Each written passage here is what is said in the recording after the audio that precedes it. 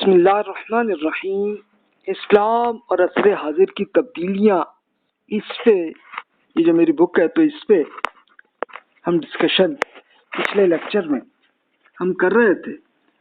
تو پہلے تو ہم نے بیسیکلی یہ ڈسکس کیا تھا کہ کیا کیا اہم چیزوں کو ہمیں کیسے اسٹڈی کرنا چاہیے۔ آج ہم اگلا چیپٹر شروع کرنے لگے کہ جس میں انسانی نفسیات اور طرز فکر میں کیا چینجز آئی ہیں، تو یہ آج آپ اس کا مطالعہ کرتے ہیں۔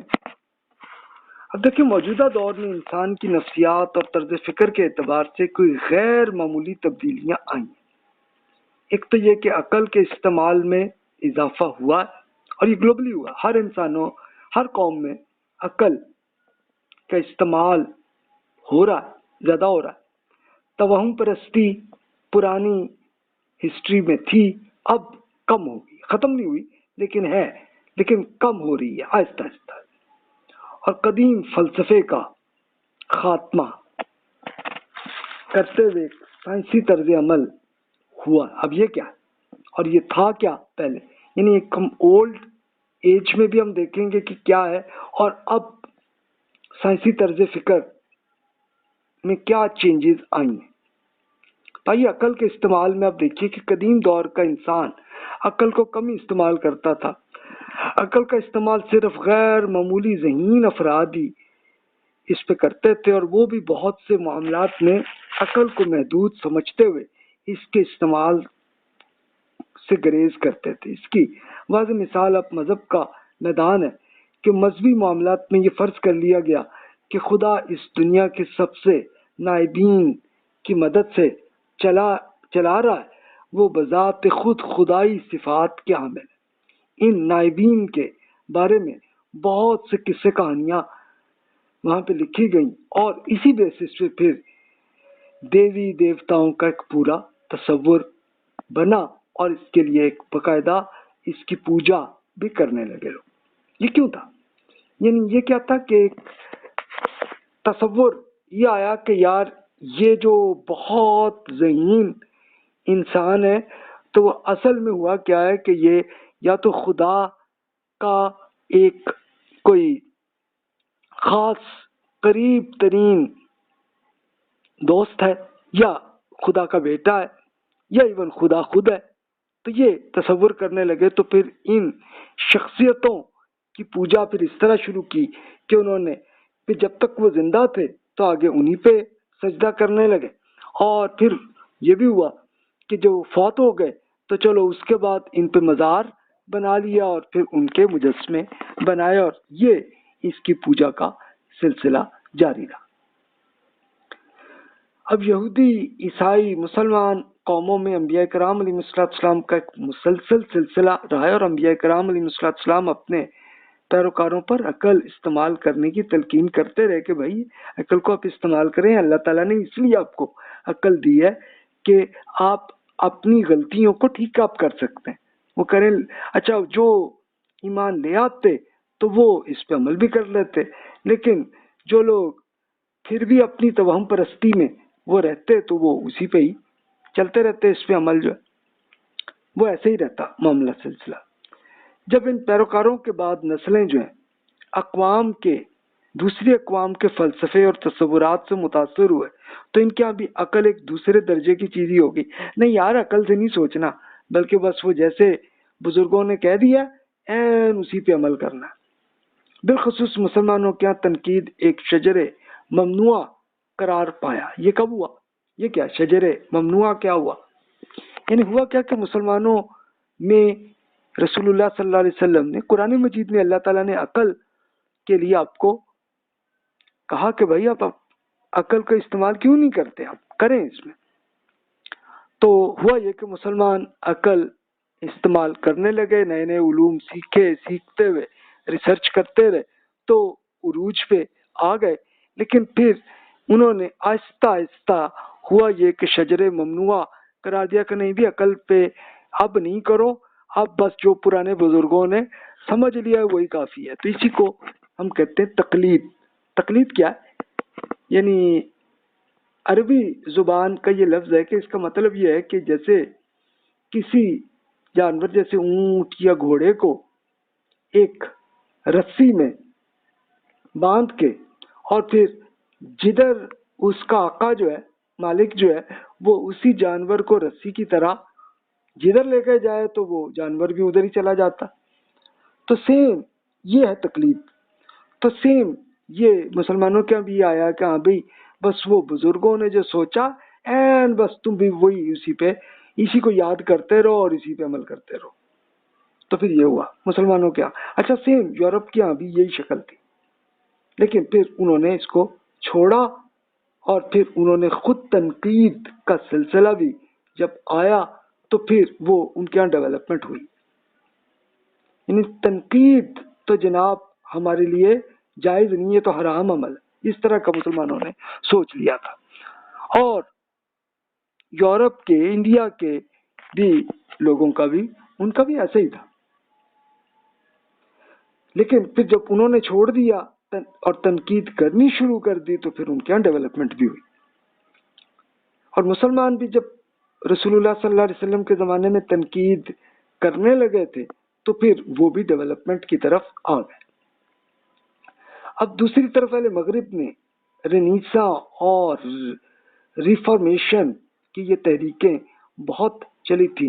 अच्छा, वो पिछले लेक्चर में मैंने अर्ज किया ना कि जब उन्होंने फ़लस्तीन में मुसलमानों की बहुत सारी बुक्स ले ली, लेके उसको ट्रांसलेट किया अपनी इटालियन ज़ुबान में और फिर अपनी और यूरोपियन ज़ुबानों में, तो फिर एक अकली तर्ज फ़िक्र पैदा हुआ और उसके एक बाकायदा ये तहरीकें इस तरह से पैदा हुई कि जो भी पढ़े लिखे लोग के जो इल्म और ज़ौक़ का शौक़ रखते थे तो वो यही चीज़ दूसरे लोगों को शेयर करने लगे। और रेनेसां का मतलब क्या है कि हम ज़्यादा इस पे अकल से हम सोचें और गौर करें और इस पे क्रिटिकली तज्ज़िया करते हुए देखें। और फिर रिफॉर्मेशन कि हमें अपने आप को बेहतर शक्ल में लाने की कोशिश उन्होंने करनी शुरू कर दी थी। अभी बहुत ज़्यादा लोग इतने भी नहीं थे यूरोप में कि जो इल्मी ज़ौक़ पे हों, लेकिन आहिस्ता आहिस्ता सिलसिला आना शुरू हुआ और तकलीद की बजाय तहकीक यानी रिसर्च करना भी उन्होंने शुरू किया। किसी भी राय को महज एक बहुत बड़े बुजुर्ग या आलिम के राय की सबब इसको बस ऐन आंखें बंद करके अमल करने की बजाय इन्होंने बाकायदा क्रिटिकल एनालिसिस किया। उसके जरिए आप ये देखिए, न्यूटन से पहले यूनान के जो फलसफी थे, अरस्तु, आइंस्टाइन ने, यानी न्यूटन ने अरस्तु पर तनकीद की, इस तरह आइंस्टाइन ने न्यूटन से इख्तलाफ किया। अब इख्तलाफ होते हुए ही उन्होंने एक ज़्यादा डेवलपमेंट आने का सिलसिला हुआ। अच्छा, ये हुआ ज़रूर एक हादसा कि वो स्पेशली पूरी पावर जो है यूरोप के अंदर होती थी मज़हब की, तो पोप के साथ आंखें बंद करने का ही हुक्म होता था कि जैसे वो फरमाए ऐसे ही इस पे अमल करो। तुम गुनाह भी करो तो जाके वो पोप तुम्हारे गुनाह को डिलीट कर देंगे, इस तरह का ही तसव्वुर था। तो वो इसलिए हुआ यही कि जो भी साइंसदान जो सोचने लगे और इन्होंने ये अब ज़ाहिर के पुराने फ़लसफ़े के साथ इख्तिलाफ किया, तो इसी पे फिर कई साइंसदानों को हुकूमत ने कत्ल भी कर दिया कि यार ये तो एक बिल्कुल दीन के खिलाफ करा रहे हैं। हालांकि दीन का ये कोई मामला नहीं था, ये फ़लसफ़ा ज़ाहिर है कि जितना लोग समझते थे, गौर करते थे, तो जैसा उन्होंने किया था, तो अब उनकी गलतियों को जब वाज़े करने लगे, लेकिन हुआ यही था कि कई मजहबी स्कॉलर्स ने इन फलसफे की आइडियाज़ को अपना दीन का हिस्सा बना दिया था। तो इसलिए उनके यहाँ ये इख्तलाफ, यानी एक अरस्तु से अरिस्टोटल के साथ इख्तलाफ करने को भी वो गुनाह समझने लगे। तो इसलिए उन्होंने फिर साइंसदानों को कत्ल भी किया, कुछ बच भी गए। तो ये एक सिलसिला रहा सिलसिला। अब जदीद दौर में अहले मगरिब ने जहाँ मुसलमानों और बहुत से मैदानों में मुतासिर किया है, वहाँ इनकी तब्दीली भी मुसलमानों के यहाँ आ रही है। अब मुसलमानों के यहाँ भी سوچنا سمجھنا غور و فکر کرنا سابق آرا پر یعنی قدیم پوائنٹ آف ویو پہ اور تصورات پر ایک باقاعدہ کریٹیکل انالیسس کا سلسلہ مسلمانوں کے یہاں بھی شروع ہو گیا اور مذہب کی سمیت ہر معاملے کے ساتھ عقل کا استعمال اب مسلمانوں کے یہاں آ گیا۔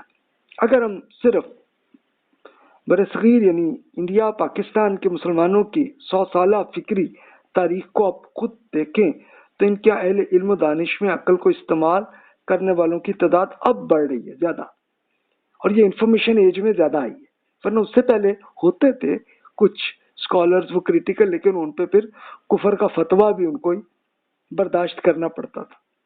پچھلی صدی میں بہت اچھے اچھے اسکالرز ریسرچرز جنہوں نے جب تنقید کی تو ان پہ کفر کا فتویٰ بھی کر دیا۔ اس کے لیے مشہور شخصیت آپ دیکھ لیں، شاہ ولی اللہ رحمۃ اللہ علیہ، جو اب سے 250 سال سے بھی زیادہ آپ کہہ لیں، 250 سال آپ کہہ لیں، اتنا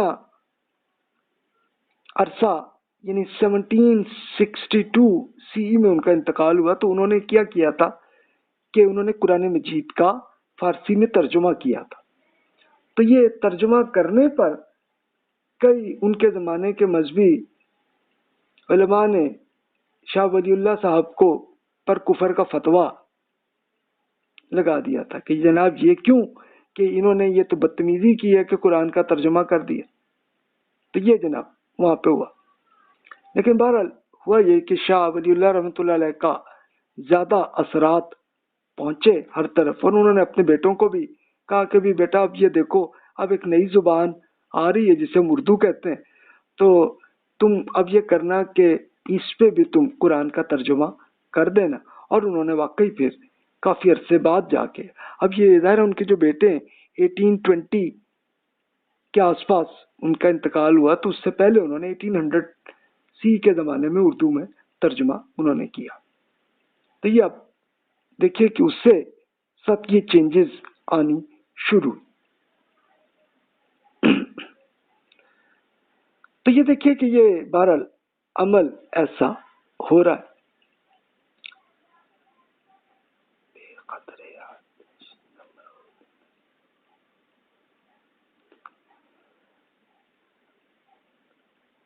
اب حضرت ابراہیم علیہ السلام کے پوائنٹ آف ویو سے دیکھیں تو انہوں نے بھی تو آگ میں کودنے کا فیصلہ عشق کی بنیاد پر کیا تھا، اور عقل اس سے منع کر رہی تھی۔ یہ خیر شاعری میں تو کسی نے کہہ دیا یہ بات، لیکن ایسی بات نہیں تھی، بلکہ ابراہیم علیہ السلام نے لاجیکلی انالیسس کر کے خود اپنے والد کو یہ کہا کہ ابا جان اب کیوں یہ جو مجسمے اب کیوں بنا رہے ہیں، اس سے کیا فائدہ ہے؟ یہ نہ تو ہمیں کوئی فائدہ ہے نہ نقصان ہے، تو کیوں ہم ایسا کر رہے ہیں؟ تو ظاہر ہے کہ ابھی وہ شاید نبی بھی ابھی نہیں ہوں گے کہ جب انہوں نے اپنے ابا جی پہ کیا تو ابا جی نے کہا کہ یہ تو بہت گمراہ اور بہت یہ غلط حرکتیں کر رہا ہے، اور اس طرح پھر اللہ تعالیٰ نے حضرت ابراہیم علیہ السلام پہ نبوت کا سلسلہ کر دیا، اور انہی کے ذریعے پھر یہ پورا پیغام عراق میں پہنچایا، اور اسی کے نتیجے میں ان کو آگ میں پھینک بھی دیا تو اللہ تعالیٰ نے بچا بھی دیا انہیں، اور پھر انہیں حکم بھی دیا کہ آپ اب عراق سے نکل جائیں اور فلسطین میں اب چلے جائیں۔ اللہ تعالیٰ کے حکم سے ابراہیم علیہ السلام اور لوط علیہ السلام کہ جو ان پہ ایمان لائے تھے تو ان کے بھتیجے تھے، تو یہ خیر چلے گئے اور ان کی فیملی چلی گئی، اور باقی جو لوگ تھے تو ان پہ اللہ تعالیٰ نے ایک عذاب کے طور پر اس بادشاہ اور ان کے پوری ملٹری اور ان سب کو تباہ کر دیا۔ یہ دیکھیے کہ اس طرح کا ہوا معاملہ کہ لاجیکلی اللہ تعالیٰ نے یہ بتایا کہ بھائی آپ کریں۔ آپ اس کے لیے میں خود ایگزامپل کے طور پر یہ شیئر کر رہا ہوں، سورہ آل عمران کی جو آیات ہیں ان کو آپ خود دیکھ لیجئے، 191 تک کی جو آیات ہیں اس میں یہی تو اللہ تعالیٰ نے بتایا۔ بسم اللہ الرحمن الرحیم، ان فی خلق السماوات والارض واختلاف اللیل والنہار لآیات لأولی الالباب الذین یذکرون اللہ قیاما وقعودا وعلى جنوبهم ويتفكرون في خلق السماوات والارض ربنا ما خلقت هذا باطلا سبحانك فقنا عذاب النار. بے شک آسمان اور زمین کی تخلیق، رات اور دن کی باری باری آنے میں ان اہل عقل کے لیے بہت سی نشانیاں ہیں جو اٹھتے بیٹھتے اور لیٹتے ہر حال میں اللہ تعالیٰ کو یاد کرتے ہیں اور آسمان اور زمین کی تخلیق میں غور و فکر کرتے ہیں اور کہتے ہیں ہمارے رب آپ نے یہ سب کچھ فضول اور بے مقصد نہیں بنایا، آپ پاک ہیں اس سے کہ آپ کوئی فضول کام کریں. اے اللہ ہمیں آگ کے عذاب سے بچا لیجیے گا. اسی طرح سورۃ الفرقان میں والذین اذا ذکروا بآیات ربہم لم یخروا علیہا صما وعمیانا، جب انہیں ان کی رب کی آیات سنا کر نصیحت کی جاتی ہے تو اس پہ اندھے بہرے بن کر نہیں گرتے بلکہ غور و فکر کی نصیحت قبول کرتے ہیں. یعنی اب یہ دیکھیں کہ وہی جو تقلید جو لوگ کرتے ہیں تو وہ ایک اندھے اور بہرے کی طرح ہو جاتے ہیں. یہ بالکل ایسے کہ آقا جدھر جا رہا ہے تو بس ادھر ہی جانور چلا جاتا ہے. تو ایسے انسان کو تقلید کر کے ایسا کیا گیا، اس کی تربیت ایسی کی گئی. لیکن جن لوگوں نے عقل کو استعمال کیا تو پھر انہوں نے اللہ تعالیٰ کی ہدایت کو بھی سمجھ لیا، ایکسیپٹ کر لیا اور اپنی پرانی تقلید کو چھوڑ دیا. یہ آپ دیکھیے کہ اس کا ہوا سلسلہ. اب ہوتا کیا تھا، بلکہ ابھی بھی ہوتا ہے کہ کئی سیاسی اور مذہبی لیڈرز وہ انسان کو ایک اپنا ذہنی غلام بنانے کی کوشش کر رہے ہوتے ہیں، اور پہلے زیادہ بچوں کو کر لیتے تھے، ابھی بھی کرتے ہیں لیکن اب چلو نسبتاً کم ہو گیا، یا وہ تو خیر کر رہے ہیں لیکن اب بچے اتنا ایکسیپٹ نہیں کر رہے ان کی تقلید کو، بلکہ اب وہ خود عقل پہ کام کرنے لگے. اچھا اب آپ دیکھیے توہم پرستی میں کمی بھی ہوئی ہے. اب توہم پرستی کی کیا ایسے آئیڈیاز کہ جس کا کوئی عقل سے کوئی تعلق نہ ہو،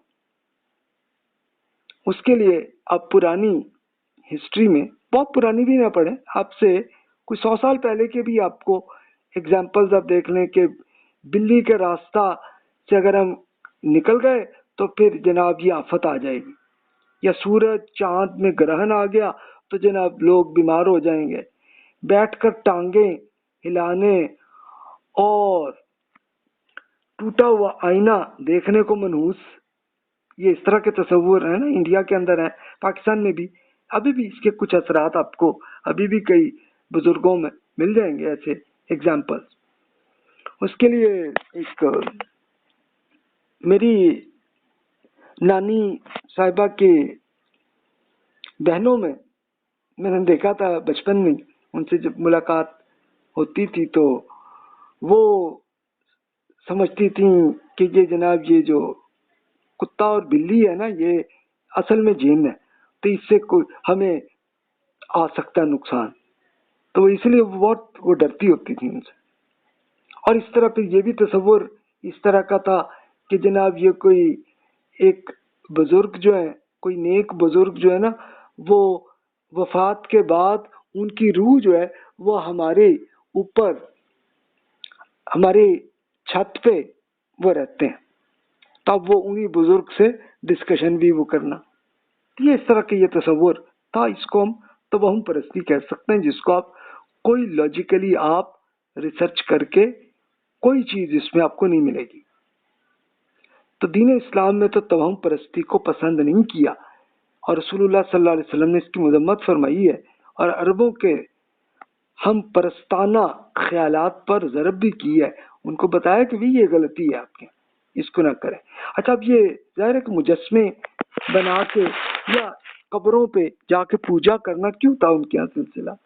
صرف اس لیے تھا کہ وہ سمجھتے تھے کہ یہ نیک بزرگ جو ہیں یہ اصل میں ان کا خدا سے تعلق ہے، یا تو وہ خدا کی شکل، خدا انسان کی شکل میں آ گئے، یا پھر یہ خدا کے ولی ہیں، دوست ہیں. تو اسی لیے یہ تصور ان کے یہاں آیا اور وہ پھر انہی بزرگوں کی پوجا کرنے لگے تھے۔ اب جیسے آپ کے صاحبزادے ابراہیم علیہ السلام کے موقع پر اتفاقاً سورج گرہن ہو گیا تھا، یہ رسول اللہ صلی اللہ علیہ وسلم کے بھائی تھے، ان کے بیٹے تھے ابراہیم رضی اللہ عنہ، جو صرف 1 سال کے بیٹے تھے وہ، لیکن وہ فوت ہو گئے تھے۔ تو عربوں نے وہ اپنا پرانا جو تصور تھا، اگرچہ وہ ایمان تو لا چکے تھے، لیکن انہوں نے کہا کہ یار یہ جب سورج گرہن تب ہوتا ہے کہ جب کوئی ایک بڑی اعلیٰ شخصیت فوت ہو، تو یہ رسول اللہ صلی اللہ علیہ وسلم کے بیٹے جو ہے نا یہ فوت ہوئے، تو اسی لیے تو اس کو رسول اللہ صلی اللہ علیہ وسلم نے بڑا کریٹیکلی بتایا کہ بھئی گرہن کا کوئی تعلق انسان سے نہیں ہے۔ تو اس لیے یہ آپ آئیڈیا کو ٹھیک کریں، یہ اب نہ اس پہ سوچیں، بلکہ آپ یہ کیا کریں، جس کو رسول اللہ صلی اللہ علیہ وسلم نے خود عمل کیا کہ بھی جس وقت بھی سورج گرہن یا چاند گرہن جب بھی ہوتا تو آپ اللہ تعالیٰ کی نماز پڑھتے تھے کہ نہیں اللہ تعالیٰ سے تعلق ہے اس معاملے کا، اس کا ہم سے کوئی تعلق نہیں۔ تو یہ ایک ایگزامپل آپ دیکھیے نا، اب دور جدید میں توہم پرستی کم ہوئی ہے لیکن پھر بھی موجود ہے، اور یہ ایون یورپ اور امریکہ کے اندر بھی ابھی تک یہ توہم پرستی ابھی بھی موجود ہے۔ تو یہ ہے ایگزسٹ ابھی بھی کرتی، چلو کم ہوئی ہے۔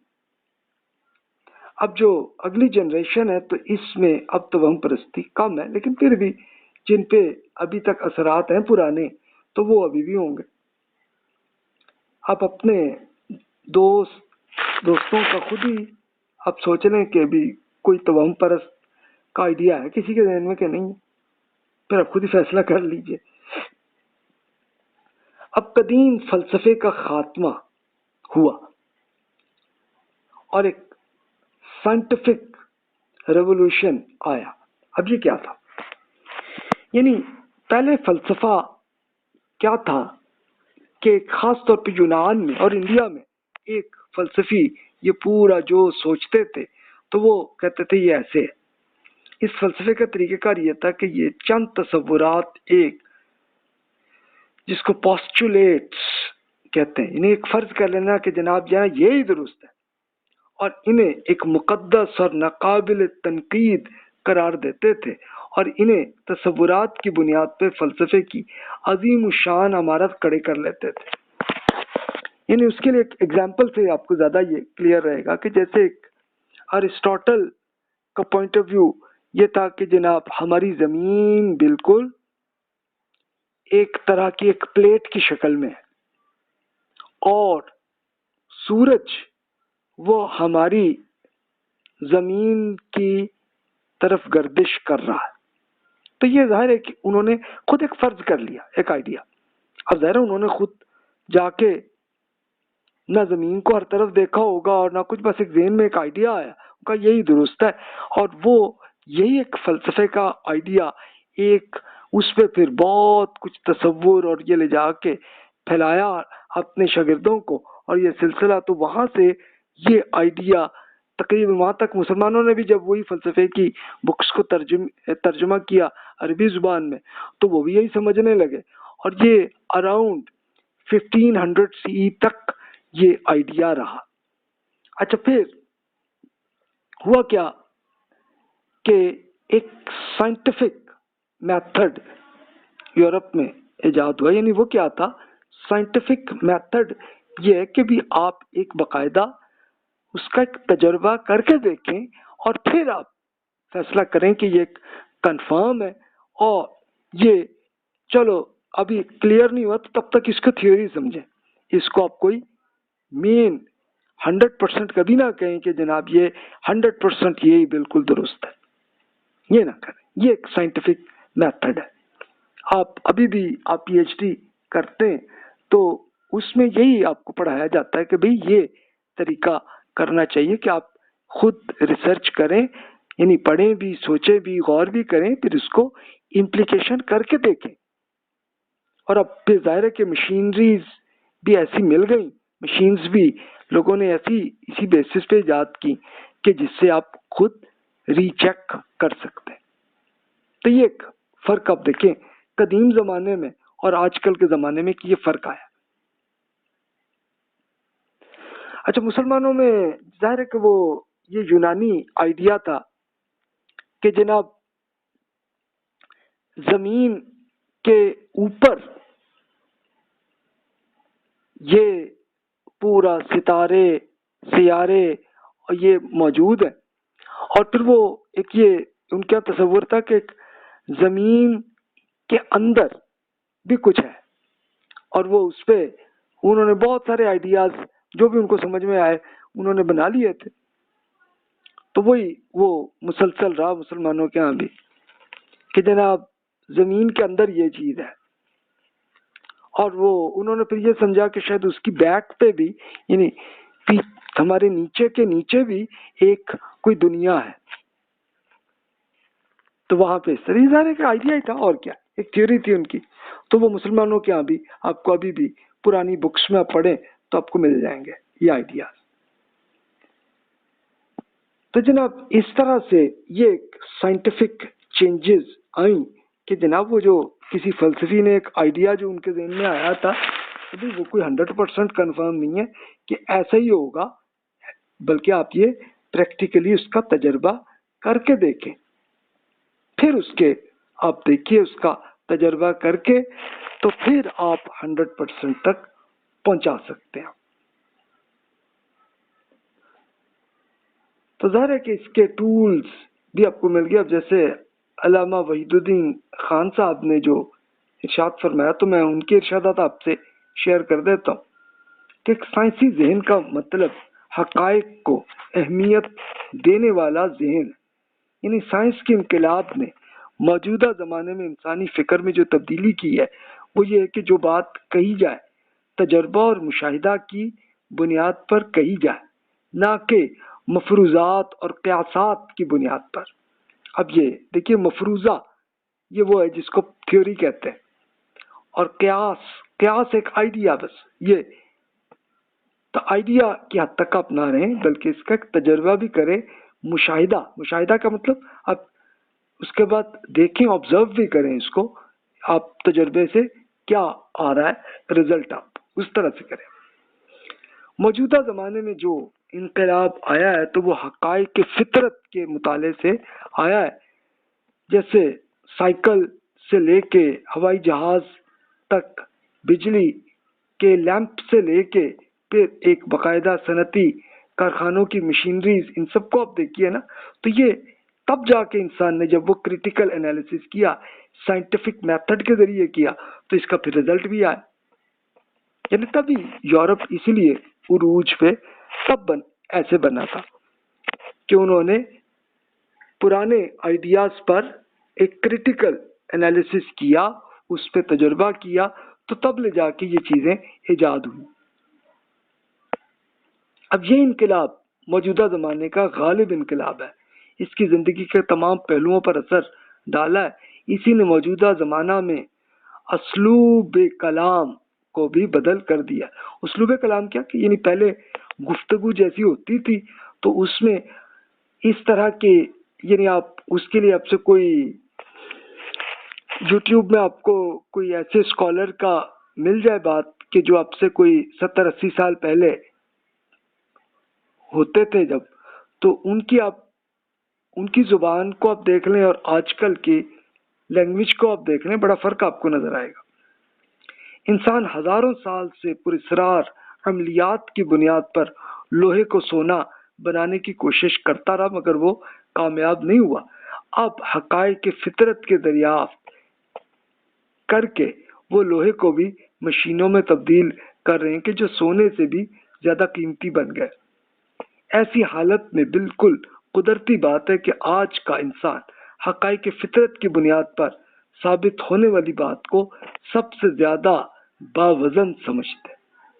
آپ کے انسان نے جو ترقیاں کی ہیں وہ حقائق کی بنیاد پر کی ہیں، اور اس لیے آج کا انسان انہیں باتوں کو اہمیت دیتا ہے جو حقائق کے زور پر ثابت ہو، یعنی جس کو آپ تجربہ کریں تو پھر آپ اس میں کریں. اچھا اس کے لیے پھر سائنسدان یہ نہیں کرتے کہ خود ہی بس جو ریسرچ کر لی اور جو اس کو انہوں نے تجربہ کر لیا تو بس اس کے لیے ایک اپنے تھیوری کو لکھ دیا. بھائی اتنی بات نہیں ہوتی، بلکہ وہ کہتے ہیں کہ جی آپ بھی خود ری چیک کر لیں. تو یہ ایک دیکھیے کہ ایک فرق آیا ہے انسانوں میں جو پہلے کی نسبت، یہ ایک فرق آیا. یہ ایک ایگزامپل وحید الدین خان صاحب یہ اس میں یہ شیئر کرتے ہیں کہ 50 سال پہلے اتبا کا مطلب کہ وہ حکیم یا ڈاکٹر، فزیشینس جنہیں ہم کہتے ہیں، ان کے یہاں اس قسم کے الفاظ بے حد تک کشش سمجھے جاتے تھے کہ خاندانی نسخہ، پشتینی علاج، شاہی ترکیب سے بنی ہوئی دوا. یا آپ کو ابھی بھی وہ نظر آئے گی کہ یہ جناب یہ بادشاہ کا، یہ کھانے کا، یہ تو اس قسم کے یہ پورے یہ آئیڈیاز ہوتے تھے. یہ خاص طور پہ خاندانی نسخہ ہے جی میرے پاس، وہ کیوں ہوا حکیم صاحب؟ اس لیے یہ کرتے تھے کہ جناب اچھا وہ کسی اور کو وہ نہیں بتاتے تھے کہ نسخہ ہے کیا، کہ کس بیسس پہ وہ یہ میڈیسن انہوں نے بنائی ہے، بلکہ وہ کہتے کہ نہیں جناب میرے یہ پردادا صاحب اسی طرح بناتے تھے اور اس کے یہ اثرات ہیں. تو لوگ اس کو بڑی اہمیت دیتے تھے وہ، اور اس کا پھر رزلٹ کیا ہوتا تھا کہ وہ حکیم صاحب کو انکم زیادہ اچھی مل جاتی تھی. مقصد یہی تھا اور کیا تھا. اب کسی دوا یا منجن کے بارے میں یہ الفاظ بولنے کا مطلب یہ تھا کہ اس میں پراسرار کوئی خاص چھپے ہوئے کچھ علم ہے جس کا ہمیں معلوم نہیں ہے، بس صرف ان کو اپنے پردادا صاحب سے سیکھا ہے انہوں نے. لیکن آج کا ڈاکٹر کسی دوا یا کسی ٹوتھ پیسٹ کی اہمیت کے بارے میں کوئی قدیمی نسخہ کی اصلاح نہیں کرے گا. وہ کہے گا کہ جناب یہ سائنٹیفکلی ہم نے اس کو تجربہ کیا، دیکھا، تو پھر اس کا یہ رزلٹ آیا. تو دیکھیں نا کہ یہ ایک تبدیلی آئی ہے انسانوں میں. تو اس سے آپ خود اندازہ کر سکتے ہیں. اب دور حاضر کی یہ تبدیلی بھی بہت مثبت میں کہوں گا. اب یہ میں کہوں گا آپ خود اس میں اختلاف کر سکتے ہیں، کریں. جدید سائنس اس بات کو مان چکی ہے کہ انسان کے لیے یہ ممکن نہیں ہے کہ وہ اپنی خیالی تک بندیوں، ایک خیالی تک بندیوں کے سے خدا کی پہچان کر سکے. اس نے یہ میدان مذہب کے لیے چھوڑ دیا اور خود مشاہدے اور تجربے کے ذریعے ان حقائق کی تلاش میں سرگرداں ہے. یعنی یہ کیا ہے، یہ بات ہے بیسیکلی کہ پہلے فلسفیوں نے اللہ تعالیٰ سے متعلق کچھ فلسفے ایجاد کیے تھے. وہ کیا تھا کہ ذہن میں جو آئیڈیا آیا کہ جناب مثلاً یہی کہ خدا جو ہے انسان کی شکل میں آ جاتا ہے، یا اس طرح کا آئیڈیا کہ جناب خدا جو ہے وہ یہ ایسے کرتا ہے، یہ کرتا ہے وہ. لیکن دین نے اسپیشل قرآن مجید میں اللہ تعالیٰ نے بتا دیا کہ بھی یہ نہ کریں، یہ اللہ تعالیٰ کو آپ ری چیک نہیں کر سکتے، کیونکہ آپ امتحان کی زندگی میں اس میں آپ کو کچھ نہیں. ہاں آخرت میں اللہ تعالیٰ سے آپ کی ملاقات ہوگی، ابھی نہیں. تو اس لیے اب اللہ تعالیٰ پہ جس کو الہیات کا فلسفہ جو ہے، تو اس پہ بڑی کچھ بکس لکھی گئی پہلے، لیکن سب وہ بیکار چیزیں تھیں. تو یہ تھا سلسلہ ایسا ہی پرانے زمانے میں، تو اب انسان ایسے سوچ رہے. تو اب اوور آل کنکلوژن میں یہ عرض کروں گا کہ وقت کے ساتھ ساتھ انسان کے طرز فکر میں بہت سی غیر معمولی تبدیلیاں بھی آئی ہیں، جس سے جہاں تو چند نئے مسائل بھی پیدا ہوئے، لیکن ان سے مثبت سمت زیادہ بہتر اچھی حالت میں آئی ہے. آپ ہو سکتا ہے اختلاف کریں تو ضرور کریں جناب. کریٹیکلی آپ میرے لیکچر کو بھی یا میری بک کو پڑھ کے آپ کریں تنقید. تو انشاءاللہ اگلے لیکچر میں ہم پھر اگلے چیپٹر میں معاشرتی اور ثقافتی چینجز کیا ہے، اس کو اب ہم اگلے لیکچر میں ڈسکس کرتے ہیں. جزاک اللہ خیر واحسن الجزا.